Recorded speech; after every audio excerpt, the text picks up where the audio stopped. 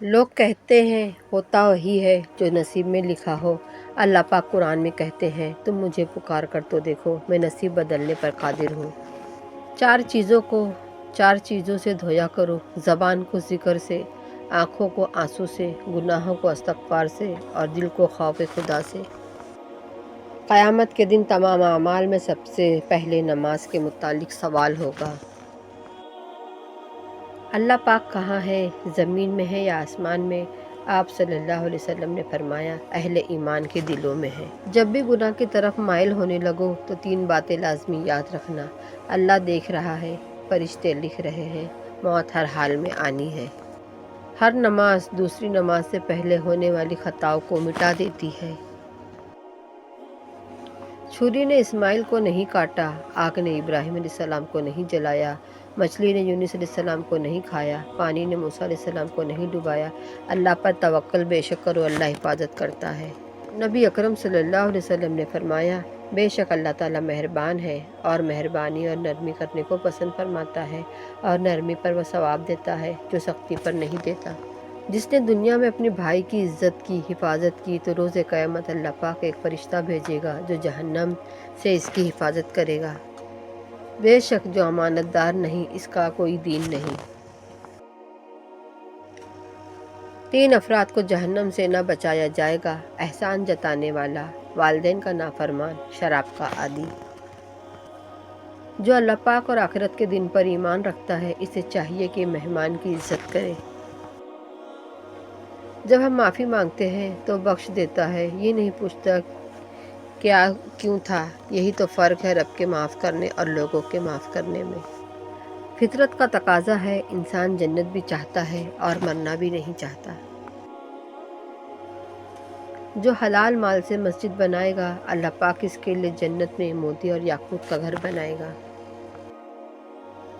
اللہ پاک اسے اپنے عرش کے سائے میں جگہ عطا فرمائے گا۔ جسے کوئی حسب و نسب والی خوبصورت عورت برے کام کی دعوت دے وہ کہنے میں اللہ پاک سے ڈرتا ہوں۔ رسول اللہ صلی اللہ علیہ وسلم نے ارشاد فرمایا اپنے آپ کو، اپنی اولاد کو، اپنے خادموں کو اور اپنے مال کو بددعا نہ دو، ایسا نہ ہو گھڑی قبولیت کے تمہاری دعا قبول ہو جائے۔ غدار، مکار، بخیل اور احسان جتانے والا جنت میں داخل نہ ہوگا۔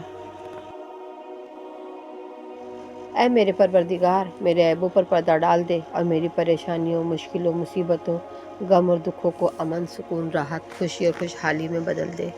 آسمان میں 4 انگلیوں کے برابر کوئی بھی جگہ خالی نہیں جہاں کوئی نہ کوئی فرشتہ اپنی پیشانی سجدے میں اللہ تعالیٰ کے سامنے نہ رکھا ہوئے ہو۔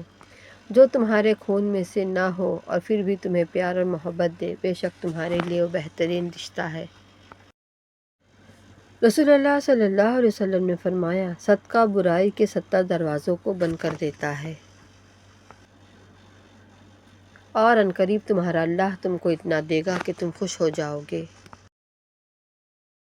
چیزیں اگر دی جائے تو منع نہ کرو: خوشبو، تکیہ، دودھ۔ رسول اللہ صلی اللہ علیہ وسلم نے ارشاد فرمایا اللہ راضی ہوتا ہے بندہ جب کھانا کھا کر اس کا شکر کرے یا پی کر اس کا شکر کرے۔ ارشاد خداوندی ہے اور اللہ سے مغفرت طلب کیجیے، بے شک اللہ بڑی مغفرت کرنے والا اور نہایت رحم کرنے والا ہے۔ رسول اللہ صلی اللہ علیہ وسلم نے فرمایا تم کسی کی کمزوریوں کو تلاش میں نہ رہا کرو اور جاسوسوں کی طرح کسی کے عیب معلوم کرنے کی بھی کوشش نہ کرو۔ اے مومن، جب تک تو نقصان سے ترقی نہ کرے تب تک کمال کو کبھی حاصل نہیں کر سکتا۔ حضرت علی نے فرمایا انسان کا نقصان جان مال کا چلے جانا نہیں بلکہ انسان کا سب سے بڑا نقصان کسی کی نظر سے گر جانا ہے۔ اللہ تعالیٰ فرماتا ہے انسان میری عبادت کے لیے فارغ ہو جا، میں تیرے دل کو مالداری سے بھر دوں گا، تیری محتاجی ختم کر دوں گا، اور اگر تو ایسے نہیں کرے گا تو میں تمہیں کاموں میں مصروف کر دوں گا اور تیری محتاجی ختم نہیں کروں گا۔ تم حق کی بات کرنے سے کبھی مت ڈرو، کیونکہ نہ کوئی تمہیں موت دے سکتا ہے اور نہ ہی تمہارا رزق کم کر سکتا ہے۔ عقل و شعور انسان کے بہترین ساتھی ہیں۔ جن گھروں میں عورتیں خاموش اور مرد فیصلے کرتے ہیں ان گھروں میں برکتیں راج کرتی ہیں۔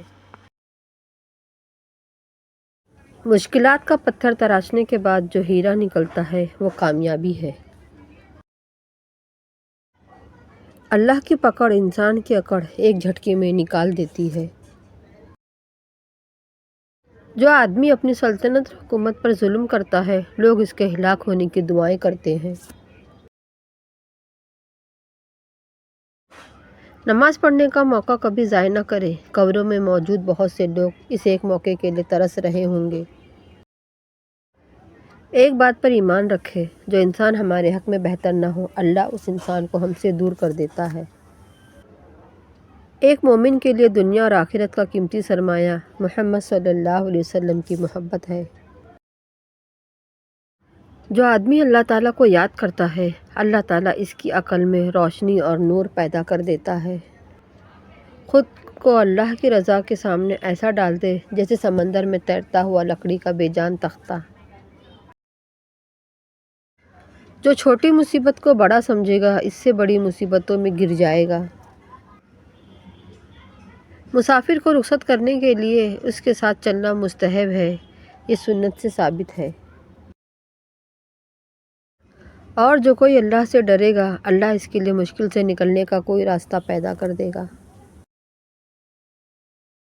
غیبت کا کفارہ یہ ہے کہ تو اس کے لیے استغفار کر جس کی تو نے غیبت کی ہے، اور یہ کہے یعنی الہی ہم کو اور اس کو بخش دے۔ نیکی کرتے جاؤ اور دریا میں ڈالتے جاؤ، جب کبھی زندگی میں طوفان آیا تو یہی نیکیاں کشتی بن جائیں گی۔ خدا پر بھروسہ رکھو اس بچے کی طرح جس کو اگر ہوا میں اچھالا جائے تو وہ ہنستا ہے، ڈرتا نہیں، کیونکہ وہ جانتا ہے مجھے پیار کرنے والا کبھی گرنے نہیں دے گا۔ مصیبت کے وقت بھی مطمئن نظر آؤ اور مشکلات کے باوجود خوش باش رہو۔ اور مجھے جو توفیق ہوتی ہے وہ اللہ ہی کی طرف سے ہے۔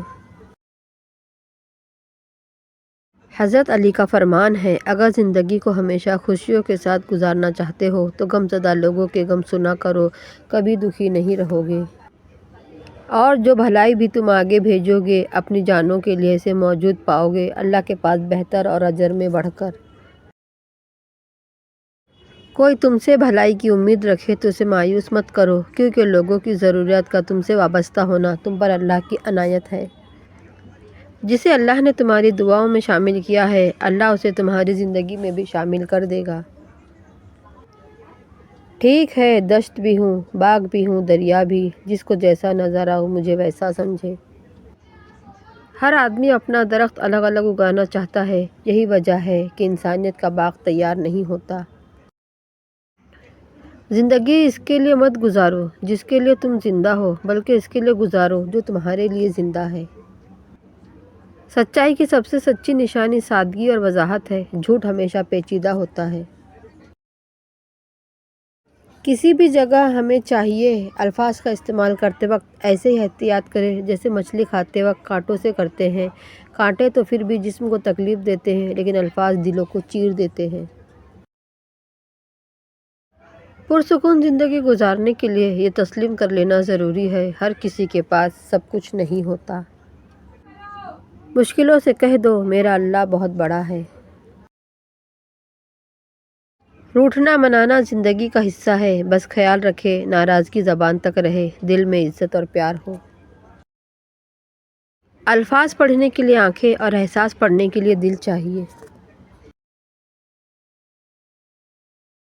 نصیحت کیجیے مگر شرمندہ نہ کیجیے، مقصد دستک دینا ہوتا ہے، دروازہ توڑنا نہیں۔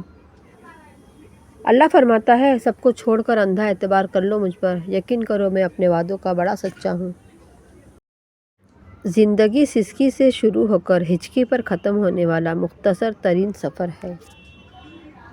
بدی کا موقع ہوتے ہوئے بدی نہ کرنا بہت بڑی نیکی ہے۔ انسان جب اچھا سوچتا ہے تو اللہ خود ہی راستے بنا دیتا ہے اور مشکلیں آسان کر دیتا ہے۔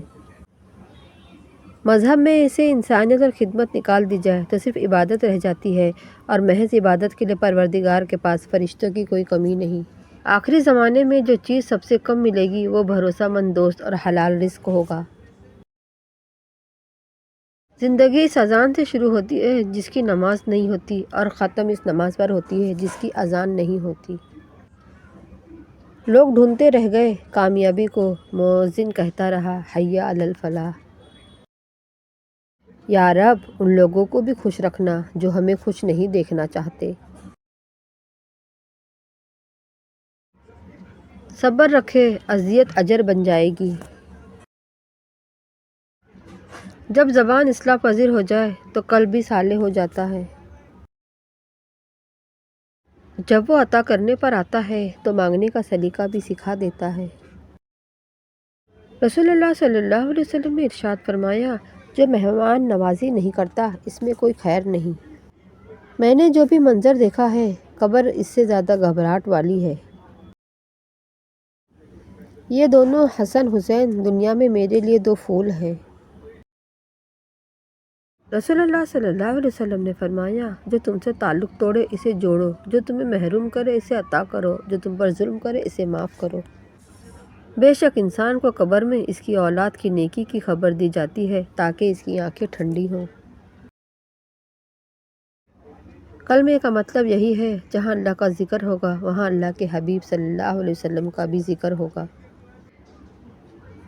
نبی صلی اللہ علیہ وسلم نے عورتوں کو نصیحت کرتے ہوئے صدقہ دینے کا حکم دیا۔